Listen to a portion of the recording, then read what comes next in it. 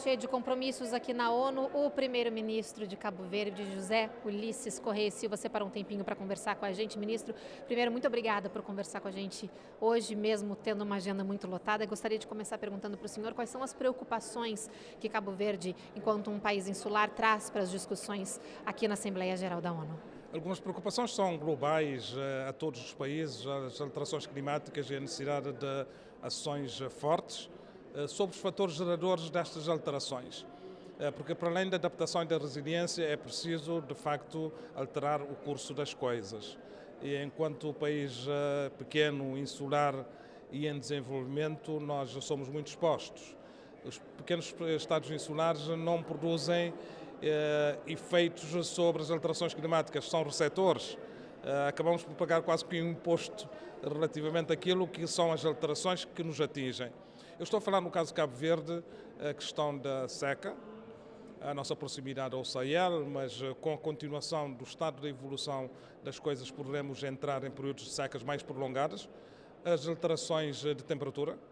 Nos próximos 20 anos há estimativas de que a temperatura, mesmo em Cabo Verde, possa aumentar cerca de 2 graus centígrados, o que num país tropical já terá impactos muito grandes. Quer dizer que são combates e lutas que nenhum país do mundo consegue fazer sozinho se não houver um forte compromisso. Em segundo lugar, o facto de sermos um país insular, em desenvolvimento e graduado a rendimento médio, esse facto fez com que o país perdesse um conjunto de facilidades de empréstimos concessionais, de financiamentos em setores de cooperação como a educação, a saúde, e estamos num processo de fazer as adaptações necessárias. Primeiro, para o país conseguir fontes alternativas de financiamento, fazer crescer mais a sua economia para também reduzirmos a dependência dos recursos externos. Segundo, uma mensagem muito forte relativamente aos nossos parceiros de desenvolvimento, porque é preciso acompanhar o processo de transição.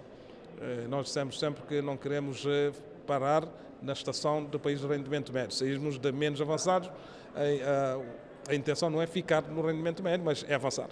E podemos atingir o desenvolvimento sustentável e um país com rendimento alto. E não ficarmos nas condições atuais que são, de certa forma, penalizantes e obrigam um esforço muito grande. A cooperação internacional e o compromisso internacional e global é muito importante. O senhor falou de mudanças climáticas. É um tema que está em debate aqui na ONU, em todos os lugares, por todos os países. O senhor falou do problema das secas, tem também o problema de a agricultura estar sendo devorada por gafanhotos no país. Existe alguma meta do governo ou algum projeto do governo para resolver esses problemas relacionados a mudanças climáticas, que é um assunto que preocupa o mundo todo? Sim, nós estamos a fazer as adaptações e fazer com que Cabo Verde seja mais resiliente. Em primeiro lugar, a estratégia da água. Nós somos um país que introduziu a água de sanalização da água do mar para a água potável há 50 anos. Temos 70% da cobertura das necessidades de consumo doméstico através da dessalinização da água. Nos próximos tempos, com os investimentos em curso, iremos atingir 90%. O grande desafio é na agricultura. Temos que encontrar meios diversificados de fontes de água que reduzam a nossa dependência da água das chuvas. Por isso é que nós estamos também a desenvolver programas para introduzirmos a dessalinização de água para a agricultura, a dessalinização de água, a reutilização de águas residuais, uma forte aposta na massificação da água gota a gota, para podermos reduzir essa dependência. Em terceiro lugar, a estratégia de transição energética. Nós queremos reduzir também a dependência de Cabo Verde nos combustíveis fósseis. Já estamos com 20% de penetração de energias renováveis. A meta até 2030 é chegarmos aos mais de 50%, para podermos ter depois um processo de chegada aos 100% em 2040. Portanto, há um conjunto de investimentos que estão a ser feitos, um quadro regulatório favorável ao investimento privado nesse setor. Para atingirmos essas metas, estaremos a falar de cerca de 480 milhões de euros de investimentos, 2/3 dos quais serão financiados por investimentos privados. Portanto, produtores independentes que produzem em condições favoráveis de incentivos fiscais e financeiros e podem depois vender a energia não utilizada ou em excesso para a rede elétrica nacional. Portanto, está a ser montado, assim como grandes incentivos para a microgeração, quer dizer, as pessoas lá em casa poderem ter acesso à energia solar renovável e também poderem vender o excesso de consumo à rede elétrica nacional. Está tudo a ser montado para podermos, em 2040, conseguir 100% de energias renováveis em Cabo Verde. E há uma outra iniciativa muito importante que é a mobilidade elétrica, carros elétricos. Já começamos a introduzir. A meta para 2040 é também Cabo Verde ter 100% de carros movidos a eletricidade.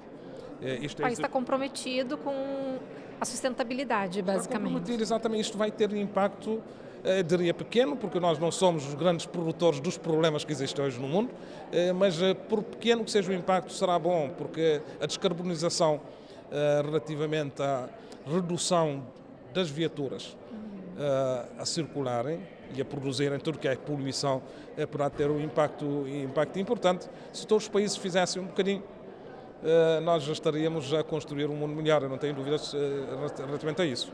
Foram divulgados dados pela FAO aqui nos Estados Unidos na semana passada que colocaram Cabo Verde na lista de países com dificuldade de sustentabilidade alimentar. A gente sabe que Cabo Verde vem enfrentando essas secas e todos esses problemas.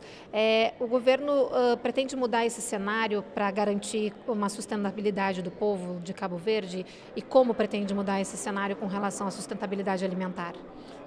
Em primeiro lugar, fazendo esses investimentos que precisamos para tornarmos o país mais resiliente no setor agrário, a começar pela estratégia da água, associada à estratégia de energias renováveis, levar para o campo água que não seja apenas água dependente das chuvas.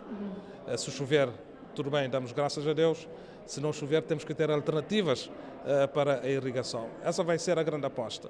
Depois, todo o trabalho de reordenamento, de reorganização do setor agrário tem que ser mais resiliente, tem que ser mais eficiente, fazer uma boa gestão da água que é escassa e há que trabalhar muito na cultura da eficiência da água para podermos aumentar essa capacidade de resiliência e sermos mais assertivos em encontrar soluções alternativas àquilo que a natureza nos dá. E as Nações Unidas também elencaram um conjunto de metas de desenvolvimento sustentável para serem atingidas até 2030. Qual a situação do país em relação ao cumprimento dessas metas, principalmente nos aspectos relacionados à erradicação da pobreza e desigualdade que ainda não foram atingidas no país? Se existe também alguma dificuldade, um empecilho para que essas metas sejam cumpridas até 2030? Estamos num bom caminho e pensamos que podemos atingi-los. Por exemplo, relativamente à pobreza extrema. A nossa meta para 2021, 2022 é reduzir em 80% a pobreza extrema. Estamos com um programa em curso, o programa de rendimento de inclusão e um programa de inclusão produtiva, com financiamento e apoio do Banco Mundial, 10 milhões de dólares, em execução, que vai fazer com que 80% dos cerca de 8 mil agregados familiares em situação de pobreza extrema possa ser reduzida significativamente. Depois há todo um programa virado para o crescimento económico mais robusto, mais inclusivo, que cria oportunidades de emprego. A primeira forma das pessoas saírem do emprego saírem da pobreza é ter emprego. Ter rendimento, serem autossuficientes, cuidarem da sua vida e ter um bom sistema de proteção social. Também cuidar daqueles que, mesmo havendo oportunidades de emprego, não conseguirão chegar lá, ou pela via da falta de formação, ou por serem já idosos, ou serem crianças em famílias com problemas, ou pessoas com deficiência. Por isso temos todo um programa de cuidados também que acompanhará os impactos do crescimento económico.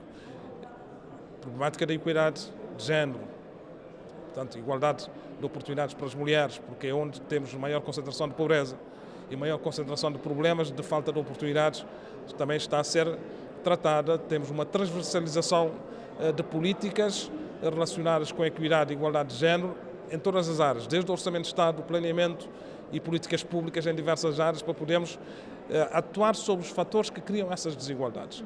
Por último, as desigualdades territoriais, criar oportunidades em todas as ilhas, para que não possamos ter o país a crescer em 2 ou 3 ilhas e o resto a ver a caravana passar. Portanto, há todo um trabalho no sentido de criar condições económicas, condições sociais, para que cada ilha possa ser também um fator de crescimento, de criação de emprego e de rendimento para as pessoas que vivem lá. E aqui na ONU, nessa semana, o senhor está tendo muitos encontros bilaterais com líderes parceiros de Cabo Verde. O senhor chegou a se encontrar com o presidente de Seychelles e também com o presidente da República da Irlanda.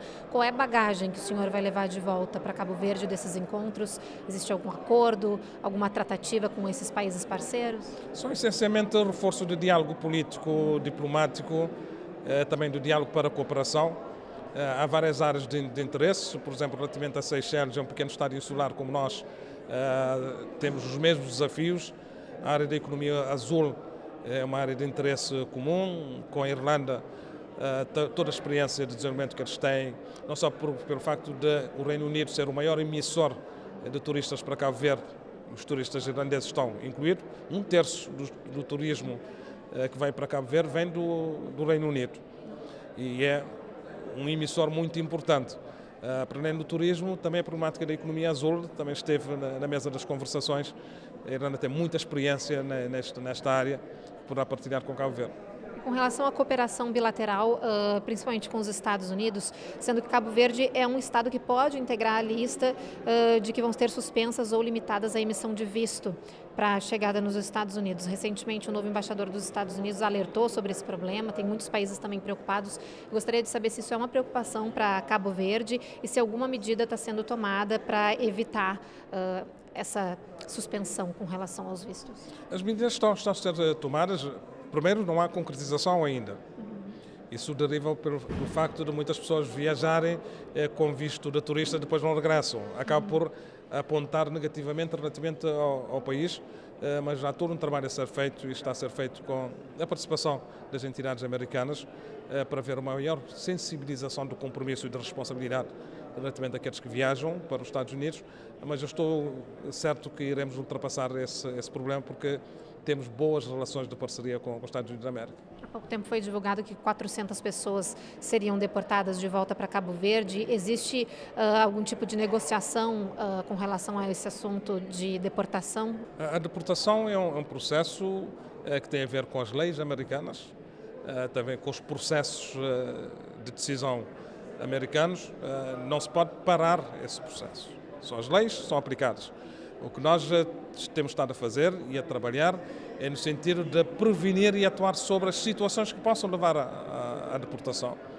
Junto das nossas comunidades, desde quando imigram até aqueles que estão presentes nas diversas regiões aqui dos Estados Unidos da América, há um diálogo político intenso e diplomático no sentido de garantir que todos os direitos são consagrados, relativamente àqueles que eventualmente estão no mundo do crime ou que praticam determinados atos que provocam a deportação. E depois já todo o programa de integração relativamente à chegada a Cabo Verde para que se possam sentir em casa e em melhores condições. Ok, Primeiro-Ministro, muito obrigada por essa conversa com a gente aqui hoje. Obrigado. Evelyn Bastos, de Nova York, para o Fala Cabo Verde.